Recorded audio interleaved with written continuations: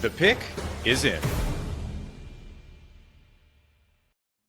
With the number 52 pick, the Tennessee Titans select Femi Oladejo, UCLA edge, presented by LinkedIn. Here to break it all down with me, it is Tyler Rowland, the host of Locked On Titans. Tyler, Femi Oladejo goes to the Titans. How you feeling about the pick?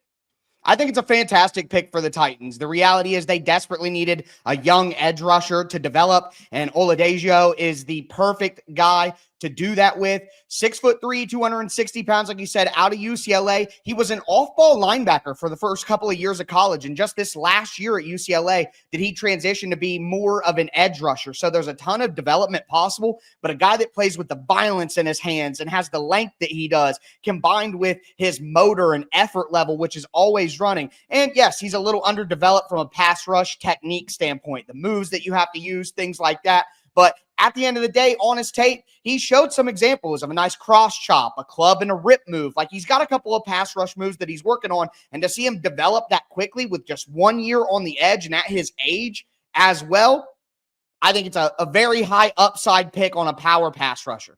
How are you feeling about the Titans edge room right now? Obviously, adding this guy to your ranks. Tennessee's edge room, what's the outlook? Well, I think right now the room is better than it was last year. They have Arden Key, who's going to be the starting edge for the Titans. You'll probably have a rotation of Draymond Jones, who's more of a versatile inside-outside power rusher. And then they added Lorenzo Carter, who is an early down-only run-stuffing outside linebacker, big-bodied guy. So Femi now can come in. He doesn't have to play right away. He doesn't have to play on early downs. He can just kind of hone his craft in the background, and then throughout the year, as they get him, ready to go with the pass rush technique and having a pass rush plan, then he can make a big splash later and hopefully develop into a prime starter for the Titans.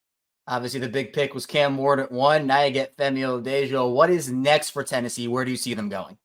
Well, I think a team like the Tennessee Titans, and it's funny, the Titans brass, Mike Borgonzi, general manager, Chad Brinker, president of football operations, and Brian Callahan, head coach, they talked about it. And if you read the comments, it's like, whoa, they're saying it. This team has so many needs. This is the worst team in football. And head coach Brian Callahan even said, we earned it, we were a bad football team last year. So they have so many needs across the board that you could really go anywhere. But if you want to kind of pinpoint on one, wide receiver is obviously the big one. Now, picks are happening as we're talking, Kevin, so who knows who goes off the board, but there's guys like Kyle Williams and Jalen Royals and Jalen Knoll and Savion Williams that are still on the board and could make a ton of sense for the Titans as they look to pick at number 82. But in reality, I'm open-minded to the options that they have. Take the best player available, because the roster is so bad that hunting for needs and prioritizing wins in 2025, probably not the smartest way to build this bad football team back up.